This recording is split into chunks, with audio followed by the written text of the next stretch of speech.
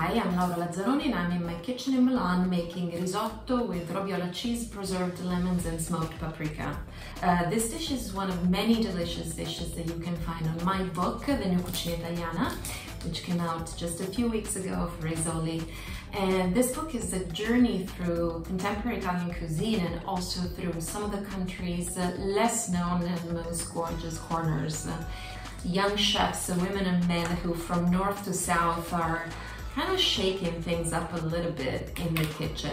The dish we're going to cook today is a dish of chef Alice Delcourt, co-owner with her husband of restaurant Erba Brusca here in Milan. It's been open for 10 years and for the past 3 years it's had a 1 acre organic working farm, which is the main supplier of the restaurant, and this is pretty special. What's pretty special also is that I learned basically everything I know about risotto from Alice, who is French-American. And I'm going to share everything I learned from her with you today. So let's get to it. We have some extra virgin olive oil, some shallots, but you can also use spring onions or just regular onions, some rice, the zest of the preserved lemon, which I first julienned and then cubed, some grated Parmesan cheese, some unsalted butter, and some Robiola cheese, which is a creamy cheese that can be either from cow's milk or goat's milk. If you don't find Robiola, you can substitute it with some ricotta cheese or even with some goat milk cheese, as long as it's not too pungent, and obviously it has to be creamy. And then we have our broth. The recipe calls for chicken broth, but for this particular time I decided to go with the vegetable broth, which is always a smart substitution and doesn't really influence the final result. Italians are very finicky, and for a reason, about the kind of rice that they choose when making a rice-based dish. For risotto, you want to look for either arborio or Carnaroli. In this case, it's Carnaroli. Why? Because of the quality of the grain, the way it holds during cooking, the amount of starch that it releases during cooking. So keep in mind, for risotto, arborio or Carnaroli, and you can show off with your friends if you let them know that you have this knowledge. It's super inside knowledge. Okay, so we're starting with our soffritto. Take our extra virgin olive oil and we put it in our pot. Keep in mind, we're gonna add shallots. If you don't have shallots, if you don't have spring onions, it's fine, you can do without. You want them to become translucent, but not too brown, because there's nothing worse than eating a nice forkful of risotto and then finding hard, almost burned onion.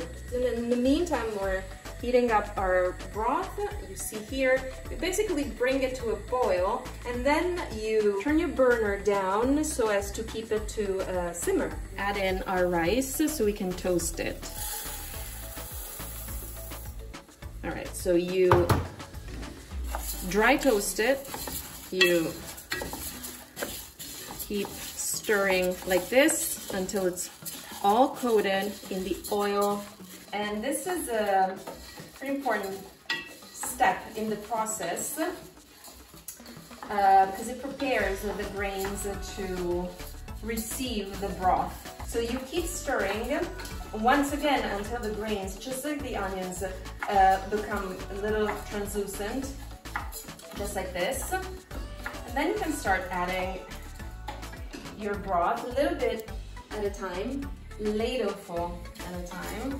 You don't want to submerge the rice in it, otherwise you don't get the creamy texture that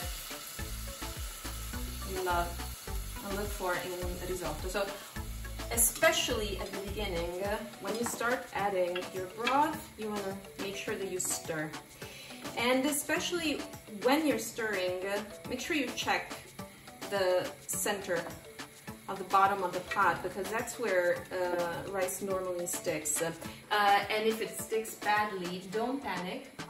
There's a way to get it out to unstick and it's, you know, you turn the burner off completely, you move to another burner on the stove, and you add a ladleful of broth, and you let it sit there for about a minute.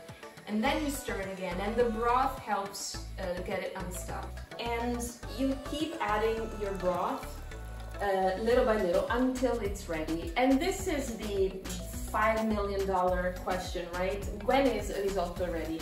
I can't give you a definitive time, a cooking time, because it depends on so many things. But there are signs that you can look for to know when it's ready. First of all, obviously volume. You'll notice that it'll be anywhere from 2.5 to 3 times the volume.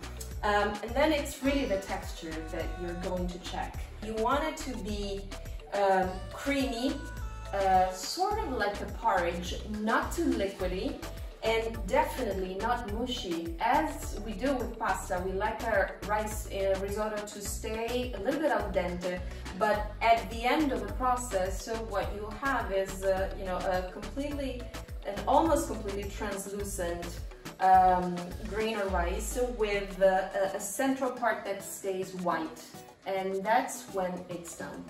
Okay, so we're at the end, and you're gonna turn off your burner. You're gonna move to another burner. You wanna let it rest a little bit, and you can start adding your condiments. Starting with your preserved lemon. These are pretty potent, so, you know, depending on what your taste is, you can add more or less. I personally like a lot. And I like my risotto creamy, not too liquidy, as I said, as you can see, but you can add a little more broth and keep it a bit more liquidy at the end. It's to your taste. Then you add your Parmesan cheese, and you add a little bit of unsalted butter, everything together. This is called mantecare. So you're making it even more creamy. You want to be now very aggressive in how you turn it, because you want to incorporate air. This is what really whips it up a little bit and makes it even more creamy. It's a good workout for your arms, and it's also a stress reliever. And then the last thing that we're gonna add is our Robiola cheese, or whatever creamy cheese you want to add.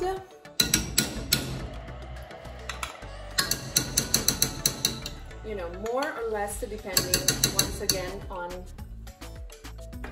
your personal taste. Once again, stir it in. Be vigorous. If you feel like it's a little bit too on the dry side for your taste, you can still add a little bit of broth at this point. Just make sure you control your broth, okay? The amount that goes in. And we're done, we're ready to plate. Okay, for plating, you take out your dish and you put about 3 or 4 spoonfuls of your risotto at the center of the dish, and you can leave it there as sort of like a nice hefty mouthful. Or if you want to be a bit more fancy, you can do the chefy plating, where you basically,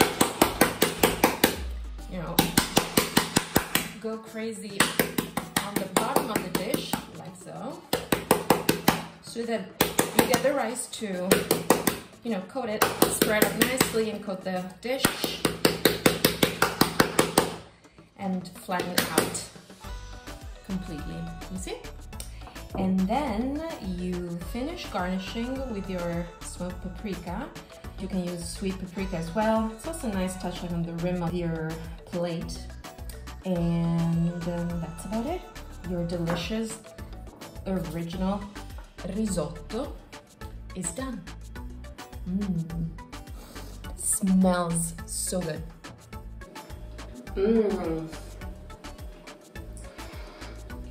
The thing that really gets me every time with a risotto is the texture.